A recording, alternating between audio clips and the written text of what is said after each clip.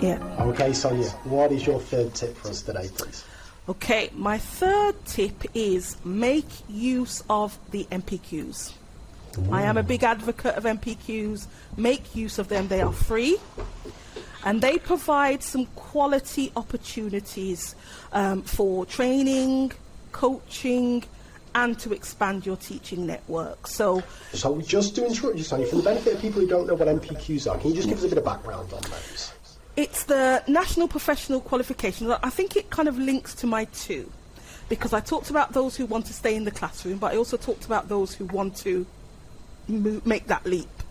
So it's the National Professional Qualifications provided by the DFE, but filtered through different organisations to deliver them. So you've got NPQs for headship, of course, senior leadership, leading teachers.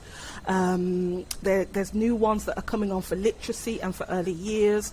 So there's a range of opportunities for NPQs. And as I said, they are free.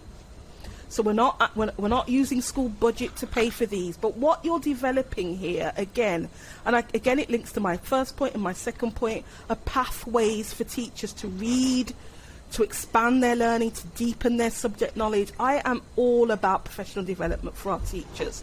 We're a one-form entry school here, but every teacher in my school who wants to do some training has got that opportunity.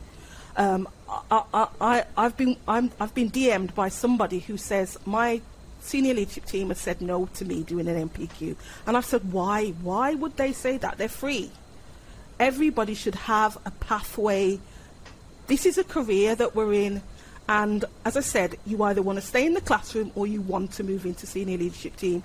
If you want to move, whatever that pathway is, let's make sure that we've got that organised within our schools and not leave it up to chance. And the NPQs are a great way of doing that. Now this is interesting, because this is an area, just the kind of career I've chosen. I've never had to encounter one of these NPQs, and I've heard real mixed bags about them. You hear some people who kind of see them just as a thing that you've got to jump through a few hoops to do it, and then you hear other people like yourself who kind of really sing their praises. So let's just imagine we've got a teacher listening here who wants to progress in their career. Maybe they want to become a head, maybe, as you say, a lead teacher and so on. Firstly, if this isn't a stupid question, where do they go to access these? And then how would you advise they make use of them?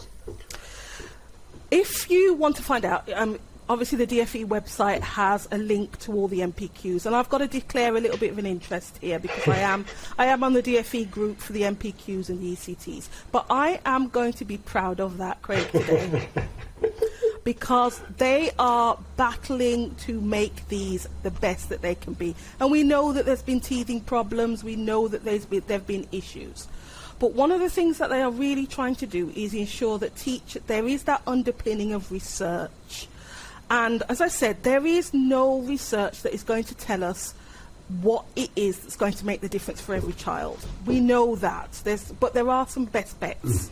And as teachers, we know that whatever we want to deliver in that classroom, we want it to be based around what's going to make the difference.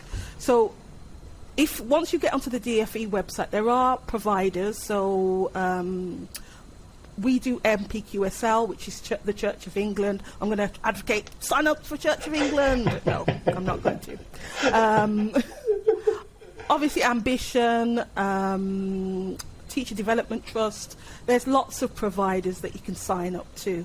And each is, they've got some key things that they've got to do. So there is an opportunity for coaching, some really good professional development around using research and applying it to case studies, getting a chance to talk about, and as I said, expand your own network. I just think it's so critical that we don't become just in our schools. And you talked to yourself, Craig, about that opportunity to go out to other schools when you were in AST, and I just think that broadens your horizon. So just having the opportunity to come together with other practitioners who are working in the same kind of way as you and having those conversations, I think that's just invaluable.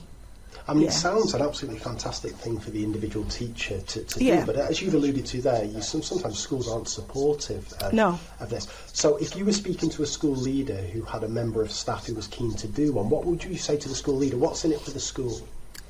I think what you're getting is a member of staff, as I said, who is going to be have a key understanding of the latest bits of research around education. They are going to be reading. They are going to be analysing. They're going to be talking to other colleagues. They're going to have a chance to really reflect on what's currently happening within their school setting, because there are certain modules that each of the NPQs have to involve. For instance, culture. How critical is culture for schools to move forward?